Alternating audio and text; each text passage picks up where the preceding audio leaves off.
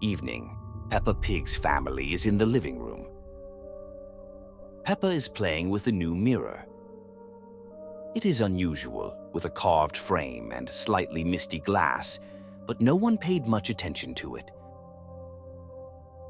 Peppa notices a strange figure in the reflection, a tall Labubu with glowing amber eyes and a mocking smile. She turns around. No one is there. She looks again. Labubu is back in the mirror, and now he is reaching out his hand through the glass. Daddy Pig comes over to see what is happening.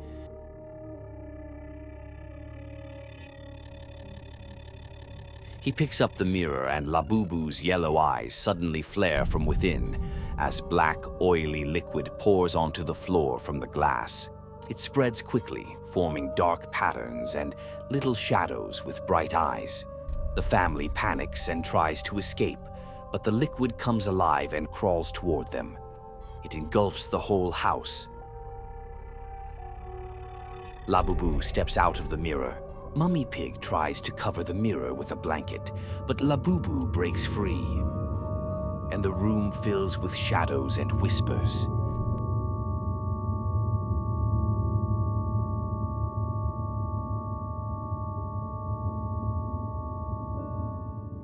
He huddles together, the lamplight dims, and the shadows creep up along the walls. Daddy Pig finds a flashlight and shines the beam into Labubu's eyes. For a moment, the monster shudders and pulls back, but his whisper echoes through the house. Labubu will not leave. The family looks around. Has the monster gone? They embrace one another. Peppa returns to the living room and gazes into the mirror. It is coated in dust, yet in the glass, a tiny amber spark flickers. In the dark room, a quiet, sinister laugh can be heard.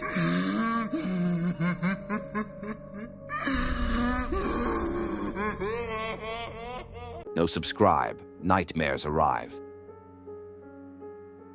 An anonymous package stood on the nursery doorframe, a bright box.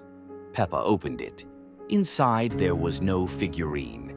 Instead, a bundle wrapped in sterile swaddling cloth lay there. A faint laughter emanated from it. Peppa unwrapped the cloth. It was a plush Labubu. Its eyes shimmered too wetly, too consciously. Peppa threw the toy aside, but moments later it was already lying in Evie's crib.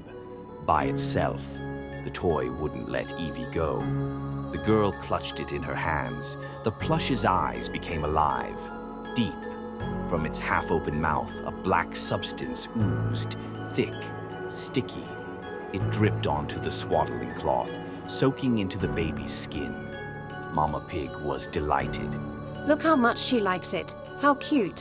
Her eyes glazed over. Pupils shrank into dots. She didn't see the black veins appearing on Evie's arms. She didn't hear the quiet whisper coming from the toy. The whisper sounded like the squeak of foam rubber. At night, Peppa heard sounds from the nursery. She entered. Evie was awake. Her eyes were wide open, filled with black liquid. The plush Labubu sat on her chest. Its tentacle-like arms had sunk into the baby's hands. Evie wasn't crying. She was smiling. Her mouth stretched into an unnatural grin, just like the toys. Black syrup was flowing from the corners of her mouth. Mama Pig stood in the doorway. Her neck was wrapped in cellophane tape. She was shaking her head. The movements were sharp, jerky. Quiet. Don't disturb them while they play. Behind her, in the hallway, a pile of empty boxes was stacked. They moved. Soft whistling came from them. Peppa stepped back. She stepped on something soft. Dozens of plush Labubu lay on the floor. Their eyes gleamed in the dark. The air filled with a sound, a quiet children's laughter, and endless rustling of cellophane. Peppa and George were playing in the park with their toys. Suddenly, they found a strange, dirty Labubu in the bushes. The children decided to take it home, and that was a mistake. Mummy Pig washed the toy and hung it up to dry. That night, when everyone was asleep, Labubu came to life and headed to the parents' bedroom, making eerie sounds. Labubu saw Daddy and Mummy Pig fast asleep and crawled under their bed. Suddenly, Mummy Pig woke up with a dreadful feeling and wanted a drink of water. While standing in the kitchen, she heard rustling sounds in the bedroom and hurried back there. In the room, she saw Daddy Pig, but then the door slammed shut behind her and the lights went out. From under the bed, Labubu began to crawl out with a terrifying grin.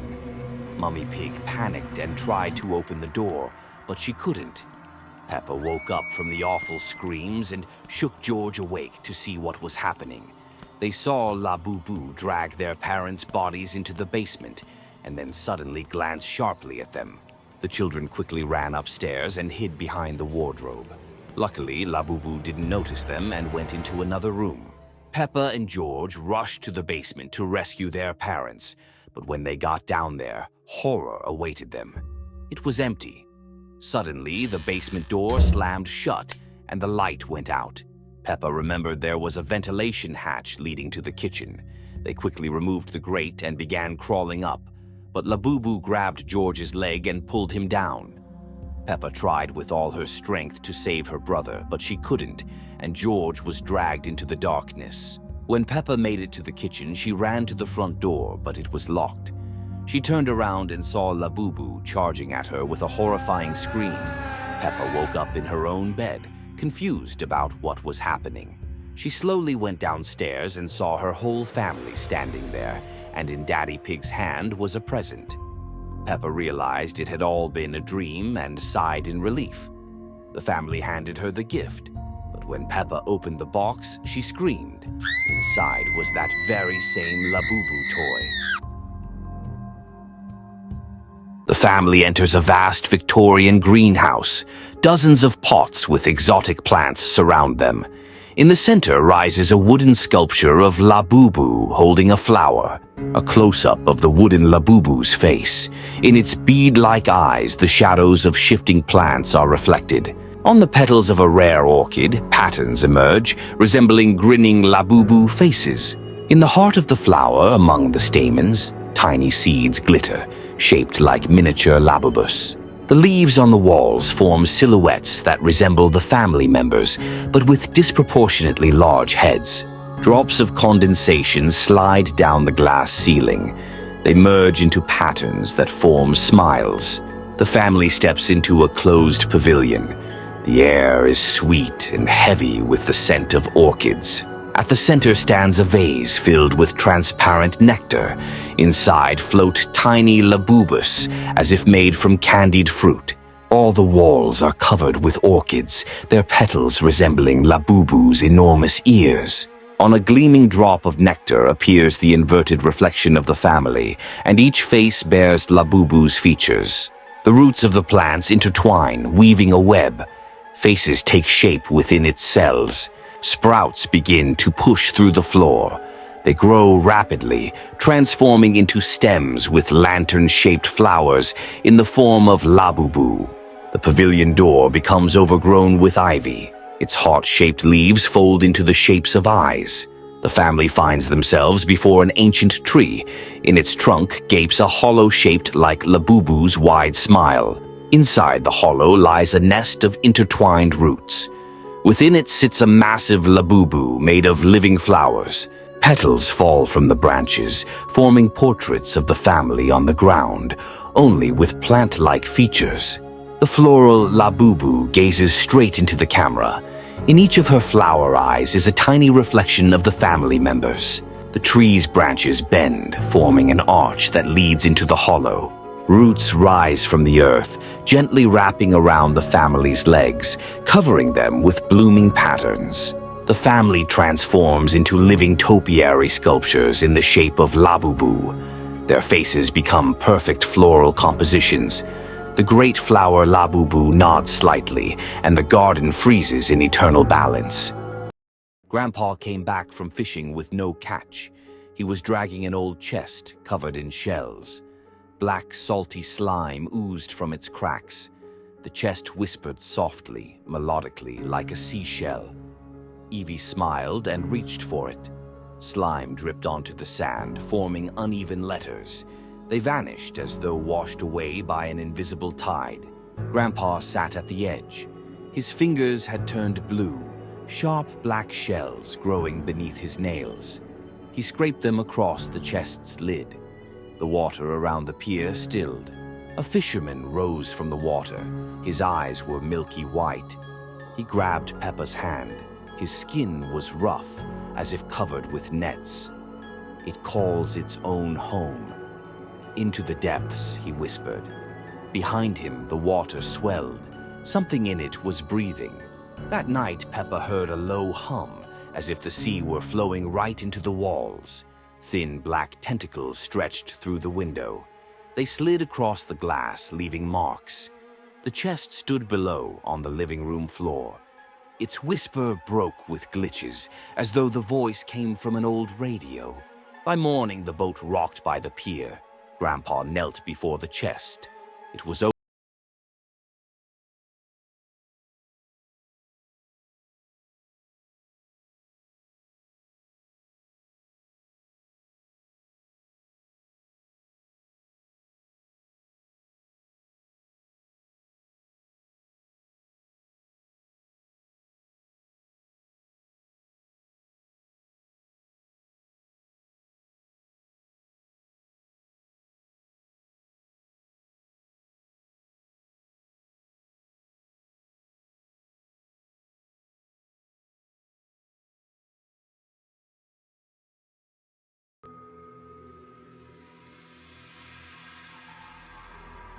Abandoned district. Evening.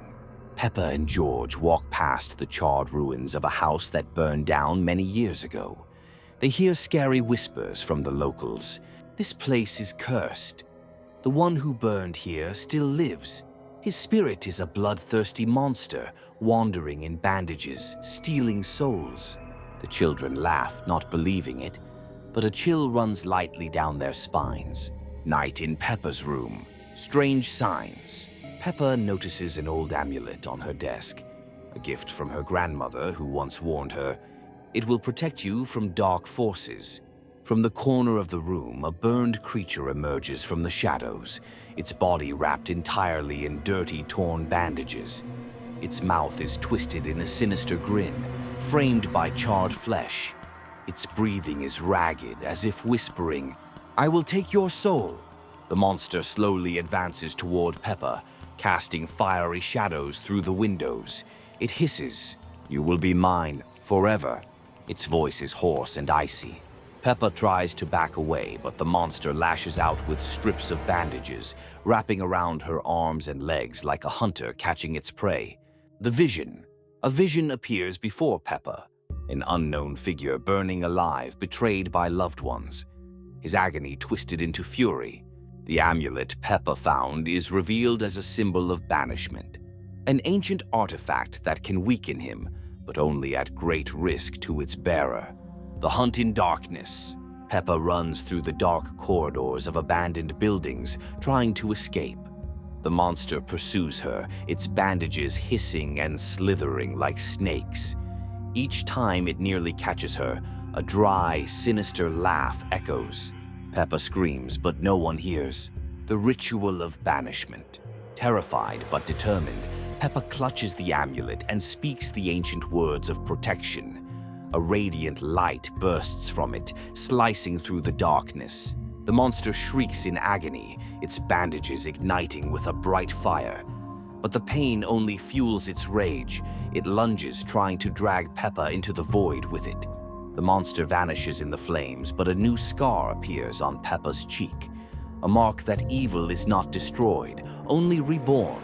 In the mirror, a distorted face appears, malicious, grinning, whispering, "We will meet again."